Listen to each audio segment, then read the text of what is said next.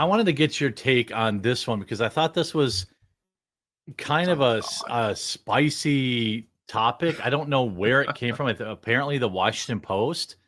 They're talking about it's WAPOs. Swapping. Oh yeah. Well, they're talking about swapping out Kamala Harris for the Clintonator. I don't know. Help me understand. I'm struggling to understand too. I did see this earlier. I think that would be a terrible idea. Number one, James O'Keefe's expose there with the White House digital security advisor or whatever the fuck he was, has shown that they're not going to replace Kamala Harris. Should they? Honestly, I would say no, actually, because that's the ticket that people are currently voting for in the Democratic Party. When they're voting for Joe Biden, they're also voting for her as running mate. I think she's shit. A lot of other people think she's shit. I think that most people in chat agree that she's shit, but she's the shit that people are voting for. If you swap her out for Hillary Clinton, people would they would be white knuckling it because they would know that Hillary Clinton was going to be president of the United States. It would be a vote for Hillary, especially since Hillary is butcherous. So, they'd sort of see the writing on the wall. Feeble old man, and she comes in at the last minute, and the Democrats decide to go anti-woke and displace the black female, and it would look a little bit on the nose. You'd have the literal Hillary Clinton meme calling the suicide hotline saying, would you I'd like to place an order. Joe Biden would be, gone within a month, and it would finally be her time, Styx. Finally. Like, it's been her, she's been waiting. It's her turn. Yeah, it's her time, it's her turn. She was never given her fair shot. Fun fact about her. She was technically screwed by the Democratic Party. Bernie Sanders. Obama. Right? I mean, Bernie Sanders. For Barack Obama. Oh, right. She technically had more votes than Obama did, but he was surging at the last minute, and they said, okay, well, he's also younger, he's more likable, we'll go with him. Technically speaking, the Democratic Party did screw Hillary Clinton. And they did it on purpose because they didn't like her. Screwing Hillary Clinton on purpose seems insane to me. You mean you don't want to get in between those ham and cheese curtains? No. I think I would rather go the way of what many others who have been near her have. I don't know. To me, this is such a weird thing to even float, just because, like, does Hillary Clinton make more people vote for Joe Biden? Honestly, I think they'd oddly enough, they'd get less votes, I think. I think so too. Like, she's so far out of the limelight. The truly woke, this would be another nail in the coffin of, like, the far left that don't want to vote for him already over the kind of the Israel-Palestine stuff. Now you'd be replacing a black woman with a wasp. With a connected, just everything they hate. Old white woman who's well connected, who's only and this shows why the Washington Post is so respected, by the way. That must be it. I see. Yeah. I mean, these suggestions every single week or so, we see some suggestion. Here's who we replace Biden with. Here's who we replace Kamala with. How desperate can you be? Why don't you just write an article saying, we realize that we're losing and Biden needs to get his shit together because we're fucking worried. That's what it boils down to. That's what they're looking at the poll data. They know they're way behind. I would even say, like, part of this, I started floating, or I saw some polls coming out yesterday that were like, oh, Trump's way ahead. And I, like, quote tweeted it. And I was like, hey, don't listen to polls. Remember the polls in 2016?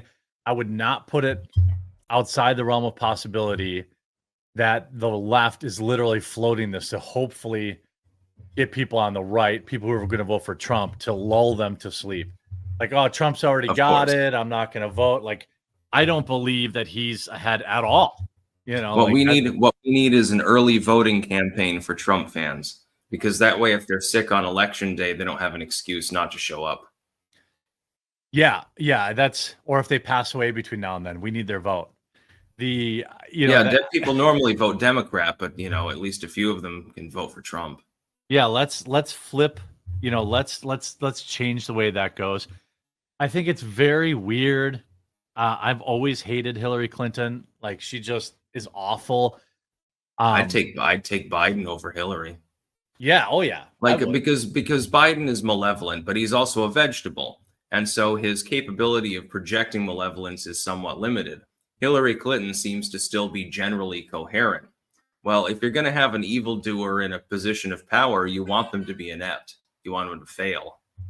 Well, I don't know, because remember when she was running, she was like falling down all the time.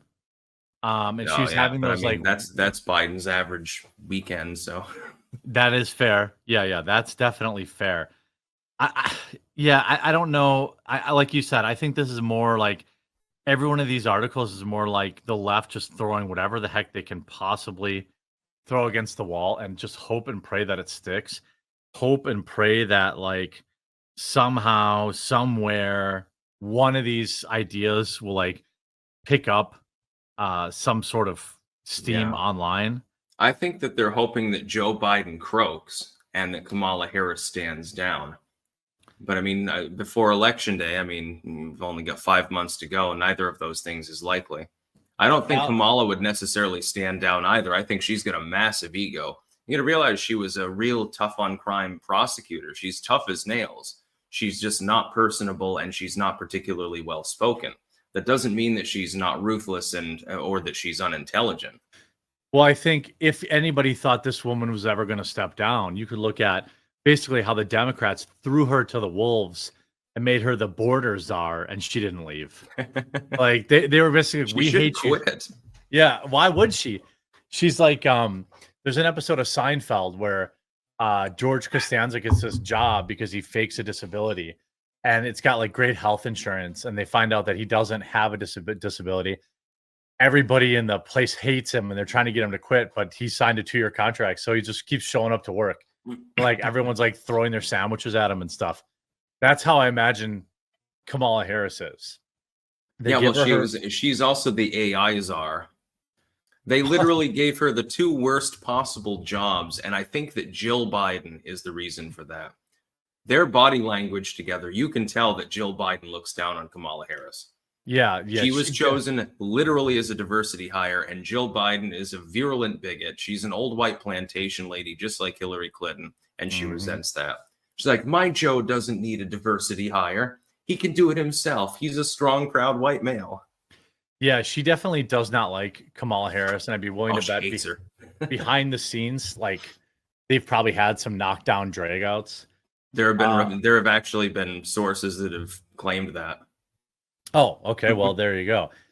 This is what they give. This is what they're giving Kamala Harris. Oh, Jesus. Have you seen this video? No, I haven't. Oh my God. So this is how much they love Kamala Harris. Like this is the stuff that they're doing for her. They made a whole campaign. They brought, a man in a dress out, and this was what they did.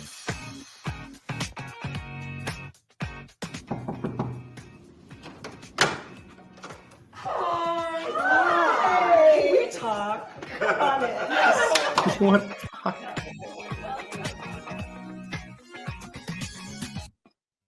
That's so the gay Jesus visited the White House.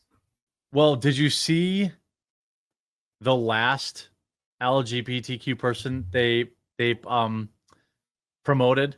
The one that took her shirt off. The one that stole luggage, or the other one? The one that took their shirt off. Hold on. Yeah, I was that on Easter, I believe. On Easter. Well, that person has now been charged with 5 counts of SA. Of what? I believe. Putting their hands on somebody they shouldn't have been putting their hands on, who didn't want them to do it. So illicit assault. Yeah. I believe that was Rose Montoya, her name is, or his name is. I don't even know. They, them. Yeah. Here, I think they. That's yet another, like, brutal embarrassment for the White House. I think that just like Well, literally. every DEI hire seems to have some sort of problem like that. Like, didn't we have there was that dude who had access to classified nuclear materials, actually, and he was stealing people's luggage.